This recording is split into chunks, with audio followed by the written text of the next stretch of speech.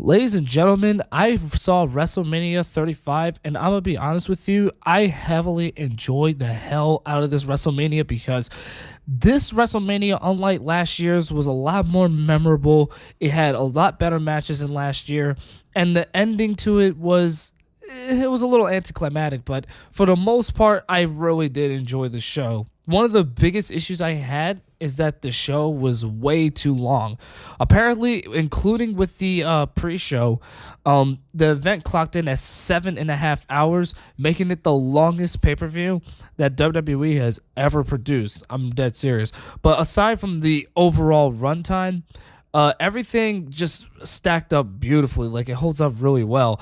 I feel like the best storyline that was going into this WrestleMania was definitely Daniel Bryan versus Kofi Kingston, because everybody really loved the whole 11 long years, and Kofi Kingston finally getting a WWE title match and all that, because he's I don't think he's ever had a world title opportunity ever.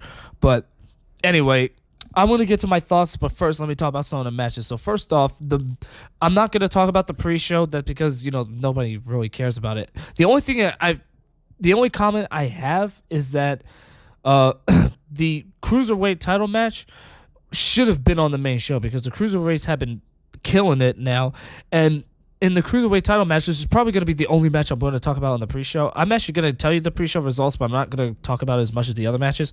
But first off, the Cruiserweight title match on the pre-show, which was Tony Nese against Buddy Murphy. Buddy Murphy had an incredible reign with the title, but he dropped it to Tony Nese, which I thought was a good choice, because Tony Nese is a very talented Cruiserweight, so he definitely deserves it. Then you also had the WrestleMania Women's Battle Royal, which Carmella won, because everybody was actually expecting Asuka to win, but the huge surprise is that Carmella won, so it was a very unpredictable win, so I'll give him that.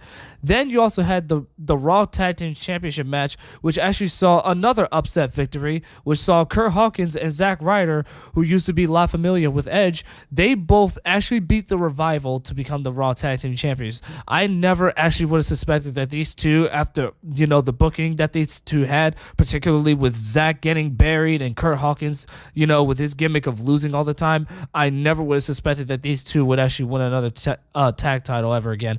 So I thought that was really cool. Then you also had the Andre the Giant Memorial Battle Royal, which saw Braun Strowman won, which we all obviously knew he was going to win, so no shock there. On the main card, you had first off, the show officially started off with Seth Rollins defeating Brock Lesnar for the Universal title in only 2.5 minutes. This was actually a huge surprise, because I was not expecting Seth Rollins to beat the Beast, especially as quick as he did. And I felt like that even though the match was short, and it could have been a great match, given how Seth Rollins is a very talented beast, a very talented wrestler, and Brock Lesnar can have some good matches whenever he, wants to.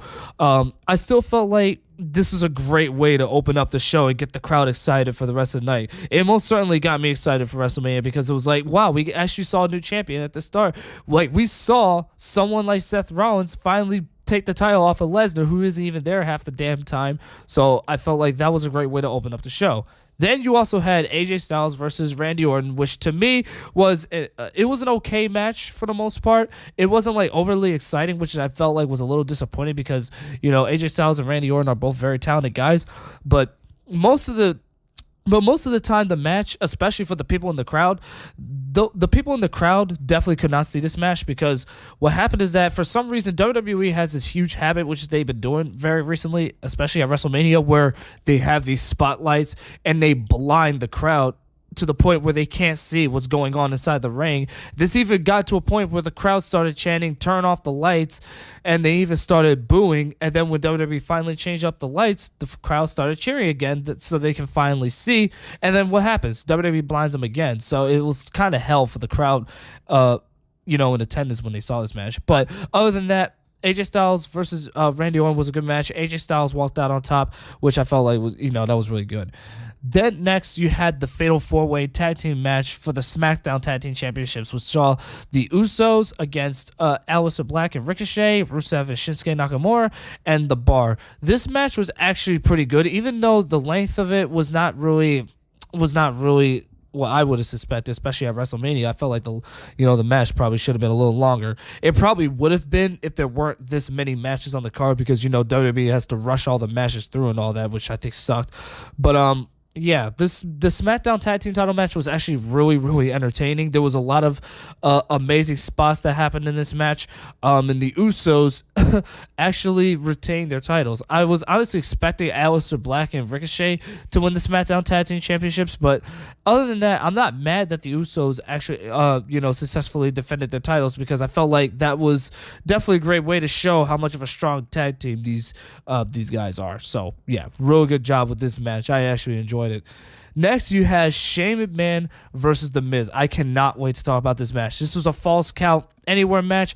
This match was 15 and a half minutes of amazing spots. I feel like that this, along with the WWE title match, the no holds barred match, and the women's main event, I felt like this match was probably had the most memorable spots in it.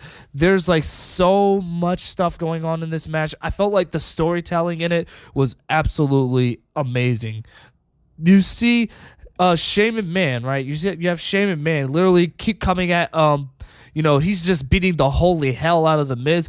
And then what happens is that Miz's father, George Mazanian, comes right in, saves his son, and then he tries to attempt to fight Shane, only for Shane to literally just whoop his ass. And then, the Miz starts freaking out, and then he just starts beating the hell out of Shane McMahon. This even got to a point where these two started fighting in the crowd, which was really exciting. And then you also had the ending to the match, which I felt like was the best, was definitely the spot of the night, where the Miz does a superplex off of a balcony down onto the floor on Shane, only for Shane to be lying right on top of the Miz, basically pinning him for the unintentional victory.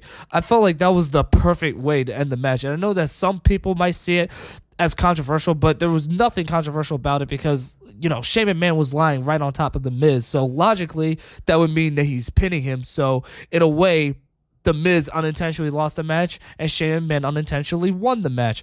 But still, in a way, it was still a great way to end the match. That was the most epic conclusion to a false count anywhere match I've ever seen in like the past 5 or so years that we've seen him in WWE. So this match right here is definitely tied as match of the night with the WWE Championship, which we will get to in a minute. So the next match was another fatal 4-way tag team match. It seems like WWE does this a lot, which I think is really lousy booking. But anyway, yeah, you have the fatal 4-way tag team match for the women's tag team championships, which basically saw the Boston Hug Connection defending against the Iconics, Nia Jax, Tamina, and Beth Phoenix and Natalya. Now, I was actually rooting for Beth Phoenix, Natalya, and both of those teams to basically win the titles, because like I actually do like the Boston Hug Connection, but I felt like it was time for them to drop the titles. I would have been fine if it was Beth Phoenix and Natalya. That definitely would have been a great opportunity to have these two hold on to another title, especially Natalya, because Natalya is very talented, and she's never really had any memorable title runs, which I think is really messed up, because she really deserves it. But at the same time, the Iconics definitely deserved it as well, because let's be real, these two are charismatic as hell. I enjoy watching the Iconics. It's hard to watch them and not be entertained by what they do. They're really funny. I felt like that the booking that they had when they first came to SmackDown was just so messed up, because these two women they were killing it in NXT, and then when they first came out to the main roster, they really weren't doing much of anything, and they were pretty much jobbing to other women. But leading up to WrestleMania, these two started picking up victories and all of that. In fact, they even won their match. They even won their match at the I forgot what event it was, but that was basically like the first time they ever won a match in like a long time, and it was in their hometown. They were in Australia, and they finally were happy that they got a big time victory, and that basically all led up to WrestleMania 35, where these two finally started picking up victories and all that. So they had a lot of momentum going into this match, but I never would have expected that the Iconics would actually win the tag team championships, because that's exactly what they did. I actually really did enjoy this match. So there you go. The women were definitely a highlight of WrestleMania, that's for sure. Anyway, the next one is the match that everybody was anticipating for going into WrestleMania, the WWE title match between Daniel Bryan and Kofi Kingston. On top of the storyline being very, very good, these two not only delivered a very, very, and I do mean very epic match for the WWE title, but the ending is what sold it all. This match was 23 minutes of awesome. It was I think it was almost about like 24 minutes. I can't really remember. But yeah, this match was about 24 minutes of awesomeness. So many great spots that happened in there. So many near falls that happened in it too. You had you basically had Daniel Bryan constantly locking the label lock on Kofi Kingston to the point where we almost believed that he's going to tap out or whatnot, only for him to literally get the rope break in the last second. And then you also had Daniel Bryan also using his finishing running knee, which of course is the same knee that he used to win his first WWE title against John Cena, which was like 6 years ago. But Daniel Bryan couldn't get the win. We actually all thought that running knee that he did on Kofi was the end of the match, and we all would have been like, oh, you know what, Kofi, you did a great job, but I'm sorry, you lost. But then he kicks out, and the crowd starts going nuts. Like, I'm serious. I had never marked this much out of a kick out. It was fucking crazy. And Kofi Kingston made the most out of it all by hitting a Trouble in Paradise on Daniel Bryan to win his first WWE Championship, followed by an emotional celebrating victory for not only Kofi, but also with his New Day buddies, Biggie and Xavier Woods. This was definitely match of the night. This match and the Falls Count Anywhere match between Shane McMahon and The Miz. These two were the show stealers big time. I felt like that these two matches were like the top of the line matches for WrestleMania 35. So if you guys haven't seen WrestleMania 35 or whatnot, you guys are literally hurting yourself. I would definitely recommend these two matches over any other match of the night. So anyway, the next one, which was a major, major disappointment, was the United States title match between Samoa Joe and Rey Mysterio, which only lasted a minute, literally a minute. So this match saw Samoa Joe pretty much just squash Rey Mysterio by using his coquina clutch on him. And then, of course, Rey Mysterio, well, he doesn't necessarily tap out, but, the referee lifted his arm only once, and I believe you're supposed to lift it like 3 times before you actually call for the bell. But he ended up calling for the bell after only raising his arm once, and then he drops it. So that was a waste of a match. It actually had the potential to be one of the best matches on the card because you have Samoa Joe, who's very athletic in the ring, and then you also have, Rey Mysterio, that even though he's in his 40s, he still wrestles like he's in his prime, and you can even debate that he probably still is, given that he still wrestles top-notch matches with anyone he's in the ring with, just like AJ Styles. But I actually did hear that the reason this match had to be cut short is because Rey Mysterio is currently dealing with an injury on his back or something, and they had to cut the match short. Assuming that this is true, then I do wish Rey Mysterio, the best as far as recovering from this injury, and hopefully he does get back in the ring really soon to deliver more memorable matches for us. Then next you have the Roman Reigns versus Drew McIntyre. This match to me really wasn't all that important. It was kind of boring for the most part because honestly aside from the story about, Roman Reigns coming back after his, leukemia diagnosis and all that, aside from that, this match really added nothing to this event, in my opinion. Even though both men are very talented, and I do respect the hell out of both of them, I just felt like this match added nothing. There was nothing on the line, and what's even worse is that Roman Reigns won the match. Now, here's the thing. I do not mind Roman Reigns winning matches. That's not my problem. I just felt like this victory, at least this particular victory, should have gone to Drew McIntyre because from what I hear, there's plans that they're going to be pushing Drew McIntyre to feud with Seth Rollins for the Universal title. Assuming this is true, what they need to do is that they need to build up Drew McIntyre to make him a credible contender for the title. Otherwise, if he's constantly losing matches, then he's not going to be taken as a serious threat. So I felt like this match should have had Drew McIntyre win the title. Even though this match was okay, it wasn't like great or anything. Like, it was a good match. I still felt like Drew should have won this match. He honestly needed this win more than Roman Reigns did because Roman Reigns has already established himself in the company as a top guy, but Drew McIntyre is the one who really needs that push. So anyway, the next match, which actually did have stipulations to it, was the no-holds-barred match between Triple H and Batista. Now, had Triple H lose this match, he would have been forced to retire from in-ring competition. This match was actually the longest one of the night. It actually lasted for about 25 minutes. Now, this match was actually really brutal. It was actually one of the more brutal no holds barred matches that we've seen in the past few years. Which, I felt like the spot of that match, the most memorable one, at least, is what I'm trying to say, is when Triple H he literally takes a pair of pliers and literally rips off Batista's nose ring, which I felt like was really brutal. I mean, obviously he didn't really rip it off, but it most certainly did look real. So I felt like the beginning of the match was definitely a great way to hype up this match, because Triple H was just like sadistically torturing Batista, and he was enjoying every single minute of it. And then on commentary, Corey Graves is losing his mind. He's like, "That's my boss." Corey Graves always has very hilarious comments when it comes to his commentary. But then, of course, Batista would then later come out, and then he would start beating the shit out of Triple H and all that. And then even Ric Flair appears in the match to help Triple H win.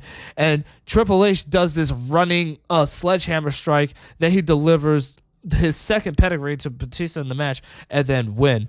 So this match was actually really good, even though it wasn't as good as the WWE title match and the and the Falls Count Anywhere match. Even though it wasn't as good as those two, this match was still right up there, very close to reaching the ranks. So obviously Triple H, is retiring. He's still part-time wrestling, which I still think is cool. And him keeping himself in shape and all that at his age is actually pretty cool. And also Batista. This of course would be Batista's final match, because the day after WrestleMania, Batista actually announced his retirement from wrestling. So I just want to say thank you, Batista, for all the good memories that you've given us and everything. You definitely are one of WWE's best wrestlers that we've ever had. So yeah, thank you. Anyway, speaking of retirement, the next one, which was a major, major letdown, was Kurt Angle versus Baron Corbin in Kurt Angle's farewell match. This match was definitely the worst match of the entire event. I'm sorry. This match was just straight up terrible. I never would have ever thought I would hear myself say a match involving Kurt Angle was straight up balls. I mean, obviously not every wrestler, even if you're one of the best in the world, obviously, not every match you're going to have is going to be, great or anything. But this match was just a major letdown. Definitely not the right way how I would have had Kurt Angle, walk out. Most people wanted John Cena to be his opponent, because it only makes sense, because Kurt Angle was John Cena's first opponent, so logically it would make sense for him to go against John Cena. And I definitely don't mind, Kurt Angle losing his farewell match. I definitely don't mind him losing. It's who he lost to that I have an issue with. Baron Corbin has honestly been one of the worst things about Raw. And honestly, he's not really doing much of anything. Pretty much his booking is terrible. His credibility is, if you can even call it credibility, he lost a lot of it ever since he lost that Money in the Bank contract from 2017 when he got squashed by Jinder Mahal. I felt like that was the end. Of Baron Corbin, especially when he basically became the authority. When you think about it, when he started wearing all those suits and all that and got his haircut, it was game over for Baron Corbin. Nobody likes him. I definitely don't like him really. I mean, it's like he has this really badass theme. He has a really badass theme song, but yet he comes out with a suit and he's bald and everything. And to top it all off, he's not doing much of anything other than just pretty much squashing some of our favorite guys. So, yeah, this was a really terrible match. The only saving grace was Kurt Angle's speech after the match. That's the only saving grace. Now, the next match, which I also thought was terrible because it didn't even last 5 minutes, was Finn Balor versus Bobby Lashley for the IC title. Now, the only highlight to this match is that Finn Balor made his return as the Demon, which we have not seen in a long time. So that was like the only good thing about this match. Other than that, this match really wasn't all that. It really wasn't memorable. So I'm sorry, I'm going to have to pass that. The only plus side is that Finn Balor did win the IC title. So hopefully he can bring life back into that championship. Because honestly, when Bobby Lashley had that title, he was really devaluing the championship because it was only casually mentioned and he really wasn't doing much of anything with it. So, yeah, this match was really terrible. The final match of the night, which was the first ever women's main event, was Becky Lynch versus Ronda Rousey versus Charlotte for the Raw and SmackDown Women's Championship. Winner takes all triple threat. This match, especially in the case of it being a women's main event, I'll say it's really great. But the match itself, on the other hand, it really wasn't, so much happening. And not just that, but the ending, it just really baffled me. I'm gonna get to that in a second. But the only good thing I can say about this match is that there were some amazing spots from all three of these women and everything, and it almost made you see like that. A lot of people were probably expecting either Charlotte or Ronda to win the match and just leave Becky out of it because WWE seems to have a habit of just letting the people's fan favorite lose all their matches and everything. So people were kind of expecting that. But at the same time, people kind of half expected it because, a lot of fan favorites were winning at WrestleMania this year. You haven't realized that. Seth Rollins, who's a fan favorite of Raw, won the Universal title, the fan favorite of SmackDown, and one of the fan favorites in the entire company, Kofi Kingston, also won his title. He won the WWE title. So logically, if another fan favorite won the title, the fans would leave him happy. And that's exactly what Becky Lynch did. She actually beat both Ronda Rousey and Charlotte to become both the Raw and SmackDown Women's Championship. However, the ending to it was, I'm not going to lie, when I first saw this, I was actually really confused, and I felt like it was really, really anticlimactic because it was like this out-of-nowhere victory. It was like Becky Lynch never did her disarmer or anything. She just rolled up Ronda Rousey, and her shoulders even came off the mat for a while, but yet the referee still counted. So I was just like, wait a minute, how did she win? It's like I was happy to see Becky Lynch win and all, but it was like at the same time Ronda got screwed. Until I later found out in many sources that that Ronda supposedly actually botched this ending. Like this was the intended ending to the match, like this out of nowhere victory. But what happened is that Ronda kind of botched it a little bit, and she left her shoulders up off the mat, which would logically that would explain why the referee still kept counting despite her shoulders being off the mat, because from what I'm hearing that was the true ending, but it was just kind of like botched or whatever. But some people actually believe that Becky was not actually supposed to win this match at all. But I highly doubt it now because WWE doesn't even mention the botch now. They just pretty much accept the fact that Becky Lynch is champion, and they haven't taken any of the titles off of her, and now she's feuding with Lacey Evans now. So I'm assuming that was the true ending. It's just that Ronda kind of messed it up a little bit, which I felt like kind of ruin this match. But I'll tell you what, from the perspective of it making history for being the first ever women's main event at WrestleMania, I'll definitely give it a 5 out of 5. But if you're talking about like the match itself, I would probably give it a 4 out of 5, mainly because like the match, while it's really great, it didn't top the WWE title match or the Falls Count Anywhere match, which I felt like is a shame. But listen, this is just my crappy little opinion, so I'm pretty sure there's gonna be a lot of wrestling fans coming at me saying, "Oh, you're just so sexist, Larry. Why aren't you appreciating the women, for working their asses off in main event WrestleMania for the first time and all that?" Is like I said, this is just my crappy little opinion, so don't take my opinions way too seriously. But that about does it for my review of WrestleMania 35. It was a really, really, really good show. It wasn't perfect, but this was definitely one of the best WrestleManias that we've seen in a long time. I felt like this was actually one of the more memorable WrestleManias that we've seen since WrestleMania 31. WrestleMania 31, in my opinion, was actually the last actually great WrestleMania, and this WrestleMania was no different. It actually really was really good. But then you also had last year's event, which, in my opinion, it was just, it wasn't really all that good. Maybe aside from the fact that Charlotte, snapped Asuka's undefeated streak, and the fact that Brock Lesnar surprised all of us by actually retaining, the Universal title. But that's about it. So if you haven't seen WrestleMania 35, give it a watch. But out of all the matches, I recommend watching Shane McMahon versus The Miz. I definitely also recommend watching the No Holds Barred match between Triple H and Batista if you're interested to see how brutal that match was. I definitely recommend the WWE title match between Daniel Bryan and Kofi Kingston so you can see that feel-good victory and the winner's main event. So that about does it. If you guys did enjoy this long review, links are in the description below. You can buy your t-shirts there. Peace out.